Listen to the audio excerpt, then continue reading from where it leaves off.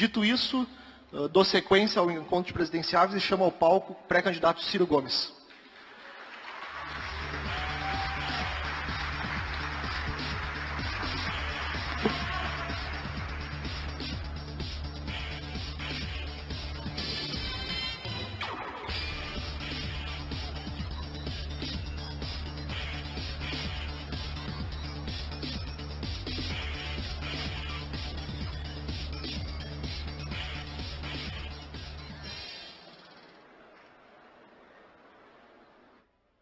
E a todos, boa noite a todas e a todos. Quero cumprimentar todas as autoridades gaúchas aqui presentes, na pessoa do governador Sartori, cumprimentar todos do Instituto de Estudos Empresariais e do Fórum da Liberdade, na pessoa do Júlio César, presidente. É uma honra para mim, sabendo quanto diferente eu sou da média da sua turma, ainda assim me convidar para cá. Isto sim é ser verdadeiramente um liberal. Cumprimentar meus companheiros do PDT, Jairo Jorge, nosso candidato a governador, Pompeu de Matos, Gilmar Socella, Edu Oliveira, Cristo Avegular, cumprimentar todo o empresariado brasileiro, gaúcho, de extraordinário valor, na pessoa de um velho amigo, Jorge Gerdau, e os meus ilustres opositores, João Amoedo, Henrique Meirelles, meu estimado amigo, Flávio Rocha, meu estimado amigo, Marina Silva, minha estimada amiga, e Geraldo Alckmin, meu estimado amigo. Não vai ser fácil vencer vocês, não, né? Com o carinho que tenho. Eu estou propondo aos auditórios que me distinguem com a sua atenção que a gente pare um pouco para pensar. Porque se nós continuarmos, os brasileiros, nos reunindo em auditórios para ouvir aquilo que nos agrada ouvir, acreditem, meus compatriotas, nós não vamos achar o caminho para deslindar o absolutamente grave e complexo momento socioeconômico e político e institucional que a nossa pátria está vivendo. Quem está lhes dizendo isso é um velho militante. Eu somo já 38 anos de vida pública no Brasil. 38. Nunca respondi a um inquérito, nem sequer para ser absolvido, que nada mais é do que a minha obrigação. Porém, os tempos andam tão estranhos que eu gosto de me apresentar também com esse atributo. Mas eu não lembro isso por qualquer tipo de autorreferência. Eu lembro isso para dizer de onde vem o meu testemunho, para lhes dizer de novo. Ou o Brasil se reúne com olhares distintos, pensares diferentes, ângulos ideológicos distintos, num amplo, generoso e fraterno debate, ou eu temo muito pela sorte da nossa nação pelos próximos tempos. Sustento isso com alguns números para encaminhar o que é que eu ando propondo que o Brasil deveria discutir para achar solução nesse grande debate que estamos começando e que o Rio Grande, mais uma vez, pioneiramente começa por reunir pessoas diferentes e especialmente num fórum que é conhecido nacionalmente como ser mais dado ao conservadorismo, à direita, etc. Eu tenho muito orgulho de ter sido convidado, não esta vez, mas outras tantas, até porque, para mim, para os trabalhistas, a iniciativa privada já provou sua extraordinária virtude, seu valor indispensável para a promoção do progresso humano. O que nós desconfiamos, do meu ponto de vista, entretanto, é que a iniciativa privada sozinha não é capaz de promover a sofisticação de uma equação de desenvolvimento em um mundo de assimetrias competitivas tão graves, seja na taxa de juros, no domínio tecnológico, na emergência de mega escala que a China, por exemplo, está impondo ao mundo. E isso, então, nos traz a convicção para olhar aqui dentro a questão brasileira. Penso, as coisas estão erradas, profunda e estruturalmente erradas. É vã a ilusão de que isso é culpa do Francisco, da Maria ou do Pedro. Este é um problema estrutural que pode ser observado em alguns números contemporâneos e num rápido circular pela nossa própria história recente.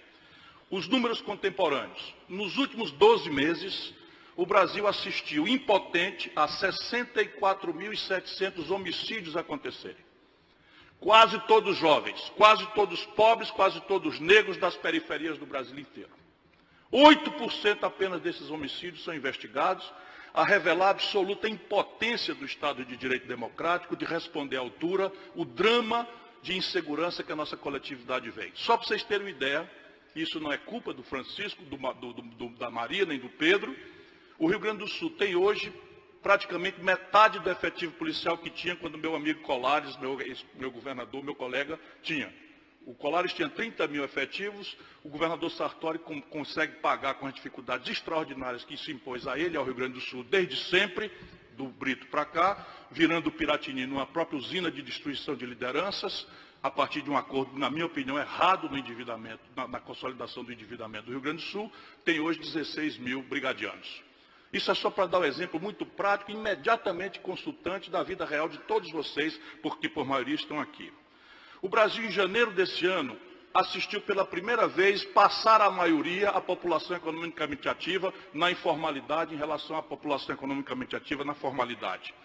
Ou seja, 34 milhões e 700 mil brasileiros estão hoje na informalidade contra 32 milhões e 700 mil que estão na formalidade. Pergunta simples, derivada disso. Qual é o sistema previdenciário que, tendo por lógica a repartição, se sustenta com metade do povo trabalhador na informalidade? Qual é o sistema tributário que vai funcionar de forma equânime, com justa razão a queixa da maioria de vocês, se metade da população estão na informalidade? Como ganhar produtividade se metade da economia estão na informalidade? O Brasil, e tem nesse momento, escutem bem, são números, 60 milhões de brasileiros estão com o nome negativado no Serasa e no SPC. 60 milhões de brasileiros estão com o nome sujo.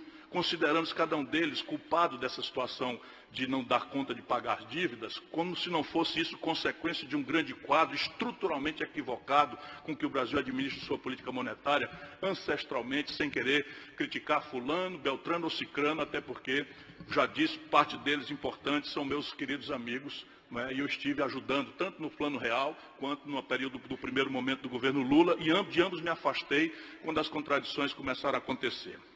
O Brasil está errado. Em 1980, o Brasil tinha um produto industrial equivalente a 30% do nosso PIB. E em termos absolutos, ele era a soma do produto industrial da China, da Malásia, de Singapura, do Vietnã, da Coreia do Sul, e ainda sobrava alguma coisa. Hoje, meus compatriotas, isso é um número. A indústria de transformação no Brasil está reduzida a ridículos 11% do PIB. E a China nos passou por 6,5 vezes a produção industrial brasileira. Não é possível que se sustente, ainda que uma estrutura como essa está boa, está correta. E isso eu estou falando dos anos 80 para cá, para me livrar deste vil e pusilânime debate que quer nos dividir entre coxinhas e mortadelas, como se o Brasil, complexo e maravilhoso, difícil como é, coubesse nessa miudice, muito conveniente aos capitães dos coxinhas e aos capitães dos mortadelas. Isto, então, nos traz concretamente ao desafio contemporâneo. São 3 partidas e 3 objetivos de fundo. Entendendo que há 2 agendas no Brasil. Esse debate aqui foi muito aclarado para mostrar isso. Por cada renda média superior que nós temos, a agenda acaba tomando uma notoriedade que desconsidera as emergências populares e a sua centralidade. E aqui começa a grande disfuncionalidade entre o mundo da representação brasileira e o nosso povo, a nossa nação. Na emergência do povo, os grandes dramas são saúde, emprego, segurança e corrupção. Nem sequer tantas e tão graves são as urgências do nosso povo, a educação, que é a única que vai nos emancipar, está elencada nas suas angústias existenciais dramáticas. Mas há uma agenda para a qual nós temos descuidado no debate, e aqui há uma certa apologia da ignorância, ou no império da frase feita, ou nas simplificações grosseiras com que nós nos desvencilhamos de problemas que são complexos, difíceis, mundialmente mal resolvidos, e nós no Brasil estamos resolvendo a golpe de frase feita com uma segurança, especialmente entre certos jovens, que me assusta, porque a dúvida é mãe da ciência. Nós precisamos refletir um pouco para além dessas premissas fáceis de decorar e de repetir, mas que não guardam coerência com a observação empírica da realidade. Vamos lá. 3 tarefas de fundo. O Brasil não cresce porque está ancorado em mínimos, ridículos níveis de formação bruta de capital doméstico. É uma coisa estranha de falar? É assim, o que é que sobra para os não economistas? O que é que sobra entre o que nós produzimos e o que nós consumimos? No Brasil, no melhor momento, chegamos a 17% do PIB. Isto não sustenta desenvolvimento. Isso hoje está em 14%, 15% do PIB. E o nível de formação bruta de capital de uma nação não é consequência fatalista do acaso, das forças da gravidade, dos mitos políticos e ideológicos. É consequência de arranjos institucionais que a política faz ou deixa de fazer. E o Brasil tem que equacionar isso de uma forma sistemática, porque é fácil de falar e intrincada a tarefa política de resolver. Segundo, o Brasil ainda está na perplexidade que o colapso da União Soviética e a crise de 2008 já recomendam um mínimo de prudência e cautela. A virtude, já dizia São Tomás de Aquino, está no meio. Vamos observar empiricamente a história da humanidade, qual foi a nação do planeta Terra que conseguiu protagonismo econômico, que sustentou desenvolvimento, que tem relevância na centralidade do conceito das nações, por intermédio do laissez-faire, do espontaneísmo individualista isolado das forças de mercado. Lembro sempre, para nós trabalhistas, as forças da iniciativa privada são a energia essencial. Elas são absolutamente indispensáveis, já se provaram ferramentas essenciais ao progresso humano. Mas qual foi a nação do mundo, na história ou na geografia contemporânea, que conseguiu ascender a plataforma civilizatória de êxito sem uma convergência mista entre um Estado empoderado, sadio, controlado socialmente, e um empresariado convergente com a estratégia consensada, ou pelo menos hegemonizada, este sim um conceito gramsciano, não é, de qual é o rumo do país. A América do Norte, neste momento, está desenvolvendo a vacina da dengue, por encomenda estipendiada pelo exército norte-americano. Imediatamente pagos esses 2 bilhões de dólares pelo exército americano, a extensão natural desse domínio tecnológico pago pelo Estado será para a indústria farmacêutica privada, que vai vender para o Brasil. E isso vai encorpar no nosso passivo externo líquido, que está ficando simplesmente infinanciável. E terceira grande questão, para além de formação bruta de capital, uma convergência estratégica entre governo e empresariado, uma economia mista, com tarefas muito claramente definidas, naquilo que se convenciona chamar projeto nacional de desenvolvimento, com objetivos estratégicos, com meta, prazo, avaliação, sistematização, controle, quem faz o quê. E aqui pouco importa, a lei que deveria privilegiar essa estratégia devia ser a lei do menor esforço. Quem é capaz melhor de fazer, com mais eficiência, com menor custo, que faça. Já disse o Deng Xiaoping, ao inaugurar este furacão chinês, que, retórica à parte, de ter um partido comunista único, etc., etc., disse o Deng Xiaoping, não importa a cor do gato, importa que ele casse o rato, simplificando numa frase uma perplexidade que nós brasileiros estamos incapazes de ajuizar com a nossa própria inteligência. Modernamente, se a China saiu do nada, de 1/6 da produção industrial brasileira, e virou a segunda economia industrial do mundo, aí tem um exemplo. Eu não quero o transplante institucional não existe. O que eu quero é paradigma de economia política. Quem funciona? Qual é o paradigma de economia política que funciona? Qual foi a ferramentaria que o pátria do capitalismo germinou para tirar a América da gravíssima crise de 2008? Até Nova Língua criaram. Chamaram de pré-privatização, a estatização do setor de seguros. Por quê? Porque fizeram o que era necessário fazer, à luz da realidade circunstancial daquele momento, sem nenhum compromisso ou obrigação com interdições ideológicas que, no fundo, são basicamente burrice, se me desculpam a expressão mais calorosa. E, por fim, investimento em gente. Como é que o Brasil quer se desenvolver se o Brasil tem hoje metade das matrículas que os colombianos dão aos seus jovens de 18 a 25 anos? E se nós achamos um caminho absolutamente único na história da humanidade, que tem um problema dramático de como equacionar déficit fiscal no mundo inteiro, eu estou recomendando por aí afora de onde eu ando, nas universidades de Pequim ou nos Estados Unidos, que eles liguem para o Temer. Porque o déficit público se resolve com muita facilidade, faz uma lei. E é o que o Brasil fez. Nós temos agora 20 anos de congelamento de gasto corrente, sendo que o gasto corrente no Brasil, números, se a gente gosta deles ou não, e eu detesto, pouco me importa. 51,7% do orçamento executado do ano passado, gasto corrente, 51,7%, juros e rolagem de dívida, não foi só juro. Aqui está indo para onde está indo mais da metade do Estado Nacional Brasileiro. 29% recurso da Previdência, que não adianta a frase. Nosso partido tem compromisso com reforma, nós não temos medo de reforma. Eu estou desenhando audaciosamente com os meus companheiros para dar cara para bater um conjunto prático de reformas. Mas repare bem, a reforma que se chamou de Previdência, que se circulou no Congresso recentemente, era assim, para enfrentar um déficit da Previdência criado pela DRU, que é uma emenda constitucional que desvinculou receitas da União, portanto precisamos saber disso para enfrentar o problema corretamente, 180 bilhões de reais. A proposta de reforma previdenciária que caducou recolheria 360 bilhões de reais em 10 anos. 360 bilhões de reais em 10 anos para esconjurar um déficit anual de 180 não é reforma, é puxadinho. Evita enfrentar centralmente o problema. 3 para mim? Quer que eu pare, eu paro, mas foi 3 só para mim. Obrigado. Bom, é isso. Para isto, companheiros, nós temos que enfrentar 3 tarefas de circulação. Uma, já recitei, o endividamento único das famílias e das empresas. Hoje, as empresas estão devendo 2 trilhões de reais, 600 bilhões de reais estão consignados como crédito de recuperação duvidosa. Estes loucos estão semeando tudo que não faltava, que não precisavam ter mais no Brasil, uma crise bancária. A crise fiscal brasileira vai implodir o primeiro ano do próximo presidente da República. Eu quero dizer antes, porque o ajuste vai ser pequeno. Estou com 4 agora. O próximo eu estou com medo de jogar o sapato. Então eu termino dizendo, a questão fiscal já falei, e a grande questão estrutural. Ou o Brasil retoma seu processo de industrialização, e há alternativas no complexo industrial do petróleo, gás e bioenergia, há alternativas.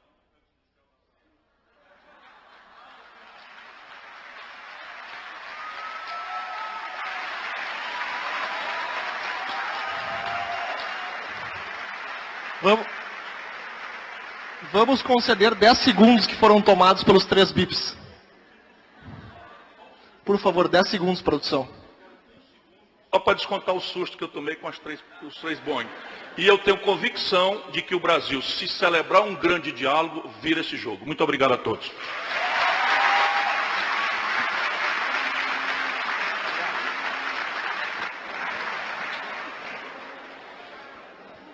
Ciro, antes de mais nada, é obrigatório uma declaração minha agora que de forma isonômica os bips não estão comigo, os bips estão com a organização. Mas dito isso, e aproveitando o tempo que ainda temos contigo, que ainda tenho contigo aqui no palco, eu te faço 2 colocações. E a primeira delas extraída da tua fala, inclusive, quando tu dizia, é vã que a culpa é da Maria, do Pedro ou do João. Fazendo uma retrospectiva histórica muito recente, quando começamos os escândalos de corrupção, e esse grande volume de corrupção descoberta pela Operação Lava Jato, tantos outros esquemas, se começou uma campanha inicial em que muito se falava que nós todos não tínhamos a legitimidade, aqui de novo a palavra, para cobrar que a justiça fosse feita, já que nós mesmos éramos infratores. Então, como eu furava a fila, não tinha legitimidade, como eu ultrapassava o sinal, eu não tinha legitimidade. Hoje, ao vir para cá, também provavelmente ultrapassei algum, o que me impediria de fazer críticas.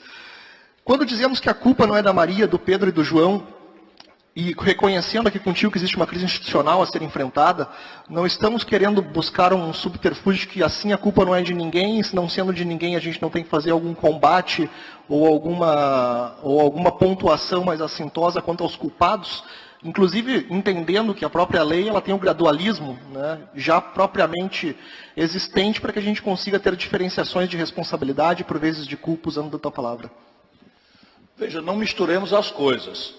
Culpa no sentido doloso e penal do termo, não tem esse negócio de não é Chico ou Maria, não. É Chico, Maria ou Pedro. E ele tem que ter aclarado a sua culpa, demonstrado as suas evidências, assegurado a sua ampla defesa, e seja quem for, vá para a cadeia e pague o que tem que pagar. Então não mistura as coisas.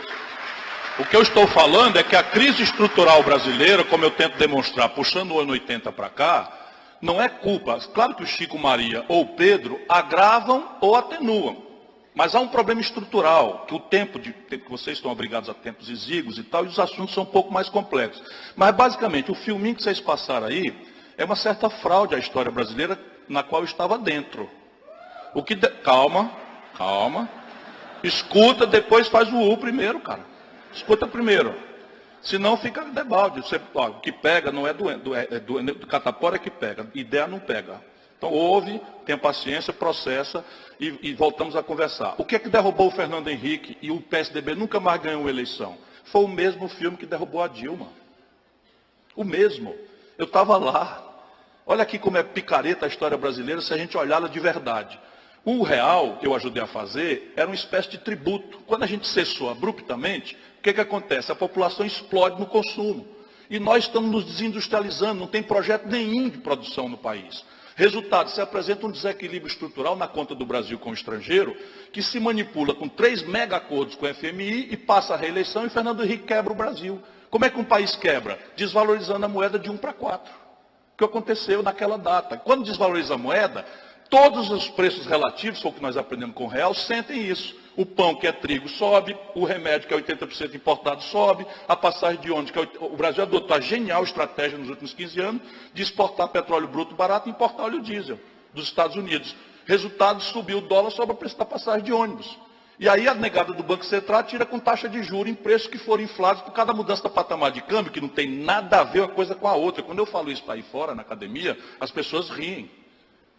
As pessoas riem, você atirar em preços relativos que subiram porque a taxa de câmbio mudou. Não há um paper no MIT, em Oxford, em Sussex, onde eu tive semana passada, em Barcelona, não há um paper que especule qual era o efeito, né, de uma desvalorização do euro de 42% em 3 meses, sobre a política monetária do Banco da Europa. Termina aqui ou desdobra? Ainda tem mais 30? Ou campainha chata da peste. Ela dá um susto na gente. É proposital. Mas não precisa só dizer, tá bom, para, eu paro. Então repare bem, o que é que acontece? O TT cria um movimento fora FHC e o Lula assina um inacreditável pedido de impeachment do Fernando Henrique.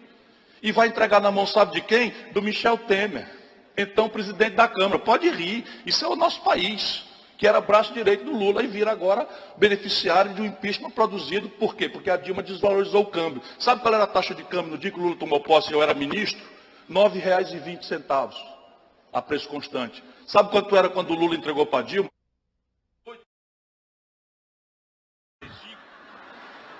Obrigado, Ciro. Te agradeço a resposta à primeira pergunta.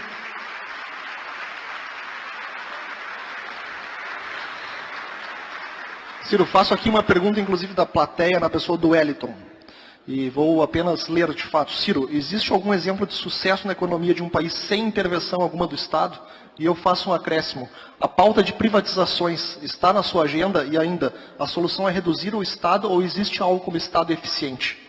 Quando o Lula entregou para a Dilma, aquela taxa que estava em 9,20, estava em 1,75. Escutem. Sabe o que é que acontece quando a taxa de câmbio cai de 9,20 para 1,75? A população aumenta 4 vezes o poder relativo de consumo. E fica feliz da vida e gratifica quem lhe parece ter dado isso de forma despolitizada. Quando a Dilma vai para a reeleição, ela desvaloriza o câmbio de 1,75 para 4, e o povo perde metade da capacidade de consumo, e aí tem um movimento fora Dilma. Ou a gente entende isso, ou vai ter fora Amoedo na próxima. Né? Vai ter fora Meirelles. Eu sei que o Amoedo está com a torcida maior aqui, então vai ter fora Amoedo mesmo. Tanto mais que essa conversa aí de não fazer aliança, eles não duram uma semana.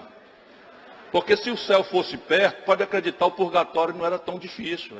Esse é o problema. O céu não é perto, Amoedo, meu irmão. Vamos fazer um treinamento. Eu me ofereço aí, 38 anos, a gente faz um treinamentozinho para olhar que o céu não é perto. Aí depois você vem e dá em ordem, bota as ordens em coisa e tal. Sim, privatização, para mim, é uma ferramenta. Um projeto nacional explícito vai definir com clareza. Por exemplo, os 4 complexos industriais que eu estou dando exemplo, superam o déficit de transações, o déficit em manufaturados industriais do Brasil, permitindo a gente ter mais estabilidade no câmbio. E aí o seguinte, se você tem o complexo industrial do petróleo e gás, aqui tem que ser estatal. Por quê? Porque o Brasil está alimentando ilusões que existe alternativa ao oligopólio internacional. A gente privatiza o campo de Carcará, depois que a Petrobras faz todo o investimento básico em pesquisa e ponderação do pré-sal, e vem um estatal da Noruega e compra. Quem está certo, nós ou eles? Informação cultural, o barril de petróleo foi vendido por esta gente a $1,35, mais barato do que uma lata de Coca-Cola, internacionalmente falando. Tenha paciência, Brasil, abre o olho.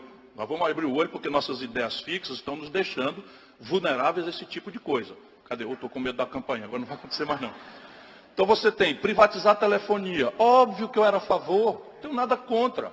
Agora, hoje, porque a fórmula de fazer a regulação e a indexação perversa que ainda existe no Brasil hoje, que era a tarefa do real e que nós nunca mais fizemos, a tarefa de desindexar a economia, e é uma tarefa que eu me proponho, o que é que acontece? Nós dolarizamos as tarifas de telefone no Brasil e hoje não tem a empresa espelho, que era no modelo que eu vi acontecer, não funcionou. Resultado é um oligopólio e o resultado é que a tarifa que se cobra do povo trabalhador brasileiro para marcar uma diarista é mais cara do mundo.